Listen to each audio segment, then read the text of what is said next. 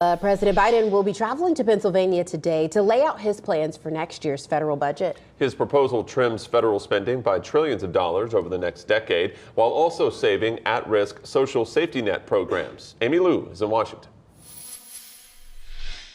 Well, Destiny and Patrick, the White House says that Biden's budget has some big savings meant to help out the middle class, including big tax hikes for the rich in order to extend Medicare benefits over the next 25 years. Building on that record of fiscal responsibility, the president budgets cuts the deficit again by nearly $3 trillion over the next decade. The White House hinting to details of President Biden's budget reveal in Philadelphia today, with measures like cutting billions in subsidies to oil and gas companies and cryptocurrency transactions, while also expanding the ability of Medicare and Medicaid to help save billions over the next decade. The biggest challenge we have is the disappointment of the president being so delayed in doing his budget. That harms the economy too. House Republicans blaming the administration for delaying the budget, stalling their own proposals to cut federal spending in exchange for raising the debt ceiling before June, while Democrats counter the GOP plan would only add to the deficit while benefiting the wealthy. Enough with the dodging, enough with the excuses. It's time to level with the American people. Biden's budget also proposes auctioning off radio spectrum rights as well as ending tax breaks for real estate investors. All in all, the measures are supposed to generate $120 billion in revenue over the next 10 years. In Washington, I'm Amy Lou, WYFF News 4. Well, the Federal Trade Commission is looking into Twitter's privacy practices, and it comes after a House subcommittee disclosed a dozen letters from the FTC to Twitter looking for information about the company's operations under its new leader, Elon Musk. It marks a rare public confirmation of a probe linked to alleged violations of an FTC settlement, which was designed to force the company to improve its protection of user data. The FTC also wants testimony from Twitter about staffing changes due to resignations and firings after Musk took over the company.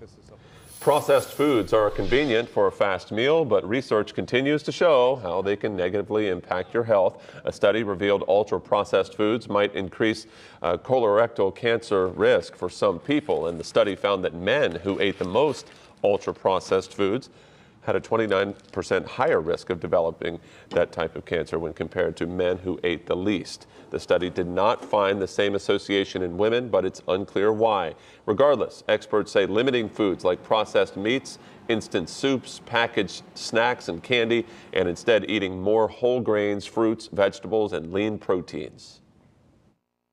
We're seeing a lot more studies coming out that show that eating healthy is important to reduce your risk of colorectal cancer, and that's especially true if you have that in your family.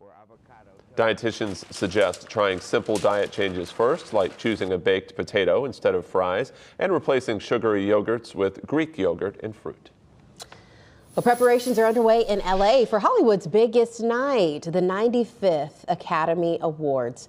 The show's host, Jimmy Kimmel, was on deck yesterday for the rollout of the red carpet, which is a creamy champagne color this year. So it's not a red carpet, it's a champagne carpet. All right, well, outside of Dolby Theater, they also transformed the area with scaffolding and drapes where the stars will be arriving. The Oscars air Sunday, March 12th at 8 o'clock. It's been a year since the Will Smith, I Chris know. Rock slap heard around the world. Wow, time is flying fast, flying. The Hearst Foundation's U.S. Senate Youth Program hosted the annual Senate reception last night. The program is an educational experience for high school students who are interested in pursuing careers in public service.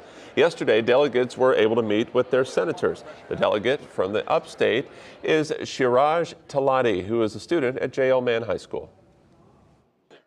I mean, getting to meet, delegates from all across the country is eye-opening in the sense that you get to look at people from, different backgrounds. The reception is part of a week-long program that is filled with events reaching all three branches of government. Let's check this out. A group of women gathered for a Habitat for Humanity build in Greenville. This is in honor of International Women's Day yesterday. Lieutenant Governor Pamela Evette joined them yesterday. The volunteers were from several different organizations to build one of 29 homes going up in Heritage Hills. The houses are being built on a 3-acre plot of land in Nicholtown. You know, there is a problem with affordable housing, and affordable housing in these homes will go to teachers and law enforcement and firefighters and first responders. They make great neighbors, and I love what Habitat for Humanity does. Habitat Greenville has finished more than 383 homes since it has opened its doors in 1985.